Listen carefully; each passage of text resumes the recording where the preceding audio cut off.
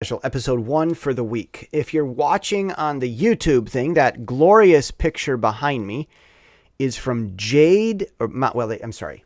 I'm used to the Chinglish translation, Jade Mountain. It's Mount Jade, the West Peak.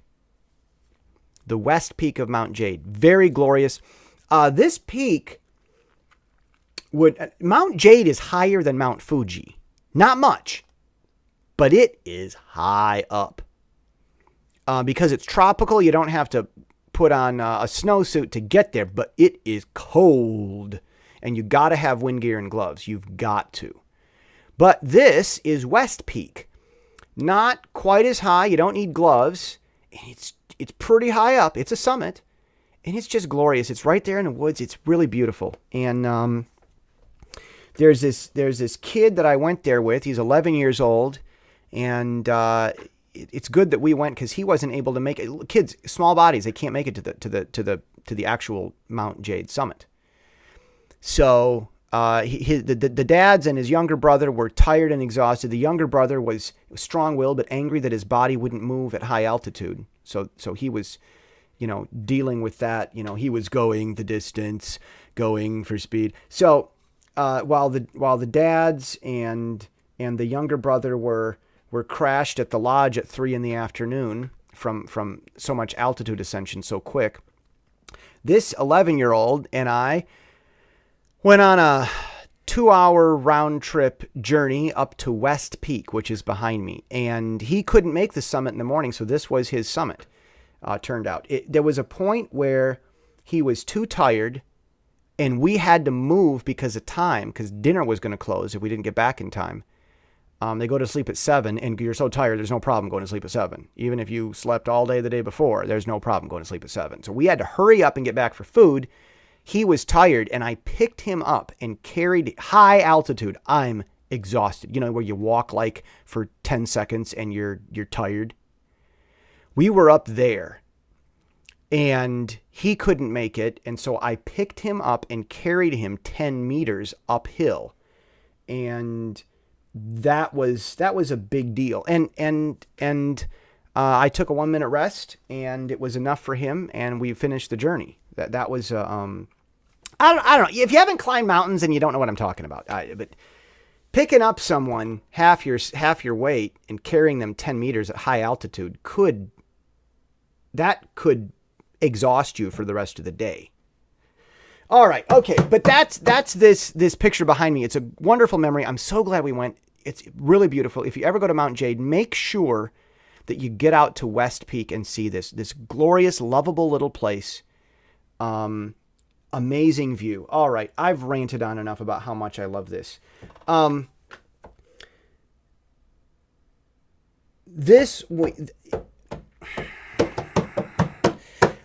dealing with a mess in Taiwan. And if you followed my other rantings and crying and whining and complaining, I'll spare you the gory details. My Taiwanese friends, in the past 3 days, have started to look at me with a new level of respect. On Thursday, as you may know, I went to Taipei to talk to Taiwan's government. And I've got the recent vlogs as of today, May 13. I went on this long rant at the bus station on the bus of videos. It's like, I don't know, it's like half an hour of me whining and complaining about everything. And it's very useful information. I'm trying to be useful. But when you find a problem, what do? You just whine and complain? If you report a problem, it seems like complaining. So I just don't want to talk about it because I feel like I'm just complaining all the time. But then again, this is a real problem that has to get dealt with. It's like, in Baghdad, in Iraq, when W. Bush Jr., 2003 was it? They were marching on Baghdad in Iraq. Saddam Hussein didn't know the American army was coming because no one told him. Like, we got to know about problems. It's, just Don't tell us the army is going to come and kill us all. That's complaining. We need to be positive. I don't want to be that guy. So it's like, what do you do? So thing is, this is something I've been finding.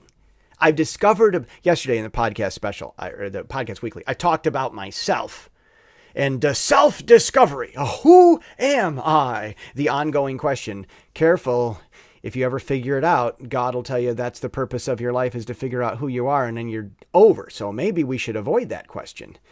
Or maybe not. Maybe we need to discover it and complete. Maybe it's purpose that God keeps us on the earth for, and discovering your purpose. I don't want to. I could go off on purpose. I have this theory that, never mind. I'm going to get into, ask me sometime to talk about purpose. I think that our human purpose wasn't dictated to us by God. I think on some level, we had some choice. We might have just defined our entire purposes out of nothing for ourselves before creation, and then we're given amnesty and born into these bodies. That's possible. Even in the Bible, in a fully Bible-only worldview, that's possible. So when I say discover our purpose, I don't mean that God imposed it on us. So I'm sitting here, and that's the thing, is discovering your purpose is basically discovering the messages you wrote for yourself yesterday before you got amnesia. It's like talking to yourself of the forgotten past, it's like talking to your forgotten self of the past. It really is truly self-discovery. No one would have a purpose. I mean, if God is the God who allows evil and dies on the cross to allow evil to exist without permanently hurting anyone who's unwilling, then that good God would never force us to have a purpose we didn't want either. If that God is willing to die on a cross to preserve our free will, I would think that it would only be consistent if we also had some kind of a say in what our purpose is, even if we don't remember it in this lifetime. After all, our names were written in a book before God made the earth. Whatever those names were written for may have had something to do with whatever. So I don't want to get too much into that. But when I say discover purpose, I don't want to get into this God forced it on us and I'm stuck with it type of deal. I have a very different view of that. So I'm trying to discover this good and wonderful purpose. And I look for the meaning, because I know that no matter what happens in life, there's meaning and beauty. I mean, look behind me. Even on the way to the highest peak in East Asia, this lesser high peak, it wasn't as grand, but maybe it was more beautiful. And there was a lot of unexpected good that came from it. So I'm running through life trying to discover things and trying to find where the beauty is. Now, I've been in Taiwan and dealing with this bureaucracy, and I've been processing it. And one of the things I've figured out, what really has me bothered, I've discovered this. What really, really has me all bothered about how Taiwan's government is mean to people isn't about how they treat me.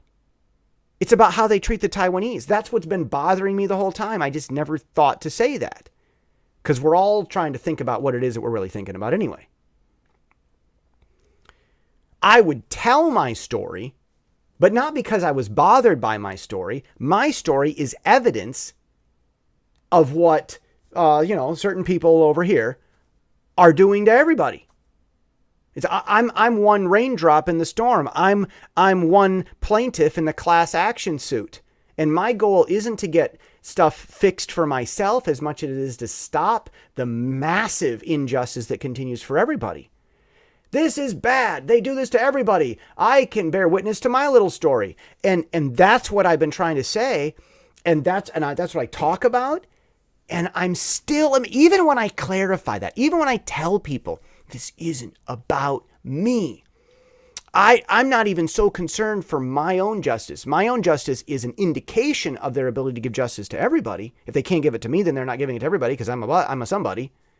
But when I talk about that, I want this for everybody. And people answer, Jesse, your life might be better if... I'm like, wait a minute. Did you just hear me? I don't want my life to be better. But you're complaining. I said this is about everybody else. It's like they don't hear me. And people assume that this happens sometimes. It's happening kind of less and less because I talk back. See, this isn't about me. One guy said on YouTube, Jesse, maybe, and I've been an expat 20 years, and maybe it's more merciful if you take a different path in life. And I'm like, more merciful for who? See, if I run away from these problems in Taiwan, if I saw resistance and just went somewhere else, I would have never understood what the Taiwanese really go through. I saw this injustice and I chose to get more of it on purpose. I said, no, nobody tells me I can't live and thrive somewhere. And if you're going to try to tell me that, not you, but if someone's going to try to tell me not to live and thrive here, I'm going to try to live and thrive there anyway and prove how mean the bully is. Because we've got to find the bad guys to bring fairness for everybody. So I found it. I got what I wanted. And I think I've gotten something far more valuable to me than anything Taiwan's dumberment could have given me. I have respect from the Taiwanese people because I really, truly understand them. I've gone to my Taiwanese friends. I said, I went to Taipei and I saw it. I tell my friends in Taiwan, when you tell me the dumberment, and they hate their government. As Americans, they get frustrated with the government. The American frustration and hatred of government is nothing compared to how much the Taiwanese loathe and despise their government because of stuff like this. Yet, they're some of the most happy, forgiving people you've ever met. I remember I was talking with a professor in Chicago at O'Hare. He's a professor at Roosevelt. And he had 2 Taiwanese master's degree students. And I said, they're just friendly and happy, and they pretend to laugh at your jokes that they don't understand because they love you. And he goes, yup. So they're just these really happy, hospitable people. Yet they've got some of the best people in the world have the most terrible government. And I tell my friends, this is what they did. They go, yup, that's right. That's what our dumberment does. The bunfu, the Chinese word for government is zengfu, and the Chinese word for stupid is bundan, or bun. It's stupid. So I don't call it zengfu, I call it bunfu, and all the Taiwanese grin and wink, and they go, yup, it's the dumberment. It's really, really frustrating for them. And when I tell them my story, I say, I'm not telling you anything you don't know. I'm just telling you that I know. And their eyes get wide and they go, wow, Jesse, you really have understood. And it took me 2 years. It took me 10 years to get there. 10 years. I was dealing with injustice and frustration as a foreigner, but I finally saw it how they see it. And that was really what hit me. Is it bothers me. But not about what anyone did to me, but because I have seen what they're doing to everyone else, and I am mad about what they've been doing to everybody else, and I am going to clean it up. See you tomorrow.